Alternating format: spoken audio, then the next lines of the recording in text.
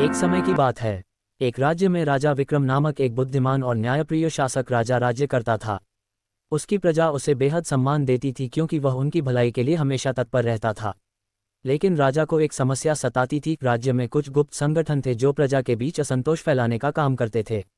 राजा ने अपने विश्वसनीय मंत्री अर्जुन से इस समस्या का समाधान खोजने को कहा। मंत्री ने सुझाव दिया कि राजा को गुप्त रूप से इन संगठनों की गतिविधियों की जानकारी लेनी चाहिए। राजा ने इस योजना को तुरंत स्वीकार किया। रात के अंधेरे में राजा साधारण वेशभूषा में अपने महल से निकल पड़ा। एक साधारण व्यक्ति की तरह वह गांव-गांव घूमने लगा। उसने देखा कि कुछ लोग झूठी अफवाहें फैला रहे थे और प्रजा के मन में राजा के प्रति संदेह पैदा कर रहे थे। राजा ने उनकी बातों को ध्यान से सुना और उनकी योजनाओं को समझने की कोशिश की। कुछ दिन बाद राजा ने अपने दरबार में एक विशेष सभा बुलाई। उसने सबूतों के साथ उन गुप्त संगठनों के प्रमुखों को दरबार में बुलाया और उनकी सच्चाई प्रजा के सामने उजागर की। प्रजा ने राजा की प्रशंसा की और उन दोषियों को कड़ी सजा दी गई। इस घटना के बाद राजा विक्रम ने यह तय किया कि वह नियमित रूप से गुप्त रूप से प्रजा के बीच जाकर उनकी समस्याओं और शंकाओं को समझेगा।